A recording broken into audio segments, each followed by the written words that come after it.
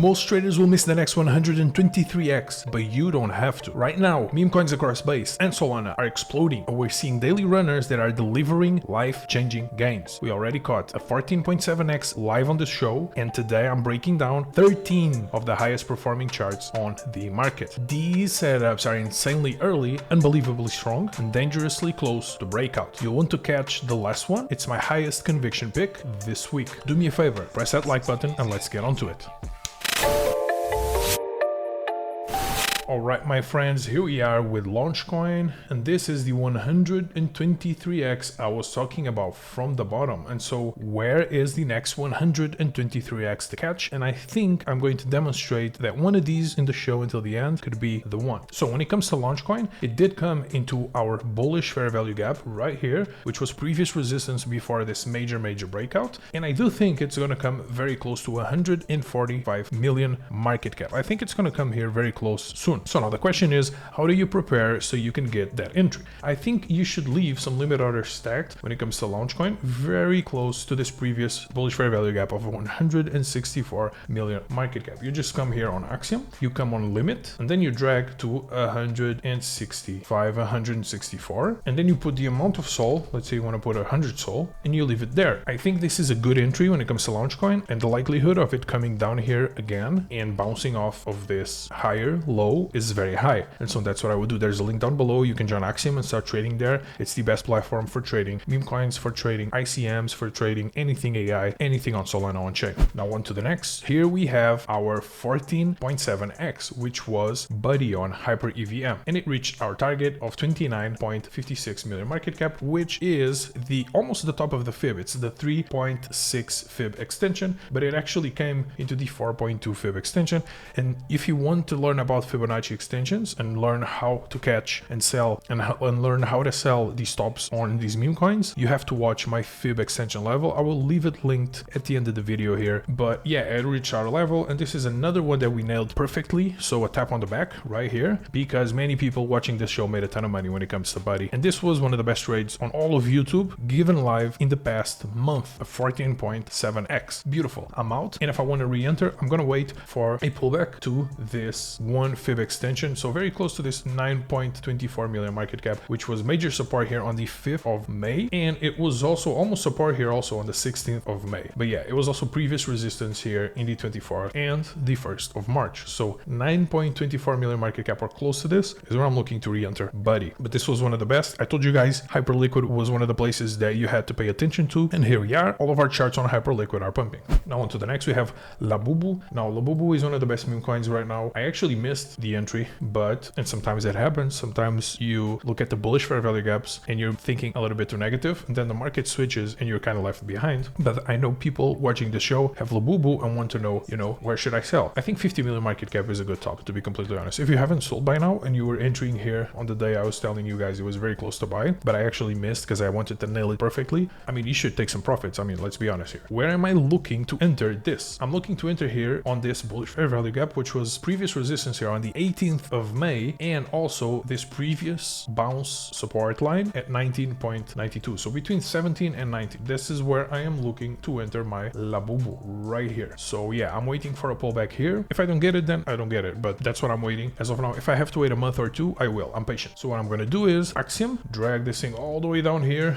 to 19. I'll leave one at 20 million market cap as well, and just leave some limit orders here, because this bullish fair value gap, this previous accumulation resistance zone, I think it's going to be tapped again, because liquidity is where the price tends to go. And so yeah, I think the price is going to come here again. Now on to the next, we have Colette. Colette is almost entering my zone. I think it's going to come here, probably come to 49 million market cap, and then bounce hard, and it could be a good scalp. But the real entry is at 40 million, which was the previous resistance. And the price almost always, when it pumps and makes new all-time highs, it almost always comes and touches that previous all-time high. So yeah, this is where I'm going to load the bag when it comes to Colette. 40 million market cap. In here, I'm just looking to scalp, get in, get out. Then we have another one that we nailed here, which was Hoodrat. Hoodrat is bouncing nicely. I think if you want to reaccumulate Hoodrat, you have to wait for the third touch. Look, one touch, two touch, three. Okay, the fourth touch here on this trend line. I think it can happen and sort of like print a W type formation, but that touch would be at 2.87, maybe 3 million market cap, 2.9. This is a good place, good level to get more Hoodrat, but it's bouncing quite nicely, and I think it's going to go to new all-time highs, and I'm looking to sell this thing at 10 million market cap. I think it's a good exit. If you look at the structure, if you look at the charts, worst case scenario I'm seeing for Hoodrat is 2.13 million market cap, which was previous support before the bounce right on this candle here. Let's zoom in right here on this candle, and then it got touched a bunch of times, but making higher and higher lows. So this is the fair value gap. I think this trend line and this line here are the most important levels when it comes to Hoodrat. So price comes close to this, yeah, I think you can or you should probably buy some for the bounce. Then we have Hoso. Look, Hoso, my expectations are still, you know, massive cup and handle type formation here. It's still this accumulation range. Obviously, like, look, bearish fair value gap here. We have some resistance because it was previous support all throughout of May. And so, yeah, there's a ton of liquidity here. There's a lot of people that probably bought here, didn't sell the top, and are waiting to sell at break even. And so that's what's happening. It's having some resistance there, just going upwards. But I think once it breaks, it goes straight to all-time highs, and we can have some sort of cup and handle type formation. But I do think Hoso is still a good buy here at 20 million market cap. Anywhere between 20 and 11, this is a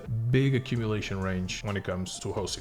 Then we have Popcat. Popcat is struggling at that 653 million bearish fair value gap. Look, this is the most important level. This one and the 348. These are the two most important levels for Popcat when it comes to resistance and support. As long as the price is in between, I think it's a buy, okay? It's a massive accumulation range. There's some whales exiting, you know, you just have to be patient. Once Popcat breaks 653 million market cap, I think it goes straight to all-time highs, and it's going to pull something very similar to what we are seeing in some of these hyperliquid type charts. Now on to the next, we have Mudang. I think Mudang is going to pull back a little bit deeper. I think there's a good chance it does, but it's currently at this support line. I would just hold a little bit, wait a couple of days, let's see what happens. I do think it can come to maybe not 183, but come very close. And I would just leave some limit orders stacked. For example, 200 mil, 190 mil on Axiom, link down below. But yeah, this is one of retail's darlings, and I think it can surprise a lot of people. But yeah, chart wise, it is telling us a little bit of a pullback here. Then when it comes to useless, massive accumulation range. Look, you could have traded this accumulation range. This is why I call these turtle soups, okay? It just goes up and down within the range. And you can keep buying the lows and selling the highs, okay? You could have done this 1 times, 2 times, 3 times, like you could have done this like 3 to 4 times by now. And so look, if the price comes a little bit deeper again, I think you can trade it again, because look, if it happened 4 to 3 times, it's probably gonna happen another time and gonna play out the same. But yeah, I think useless is still looking bullish. This reminds me of the troll chart before it started pumping into that 25 million, 28 million market cap zone, which it did. And so that's what I'm seeing when it comes to useless, okay? I think it's still good to scalp, but I still think it's gonna likely print new all-time highs. I do think 33 million market cap though is a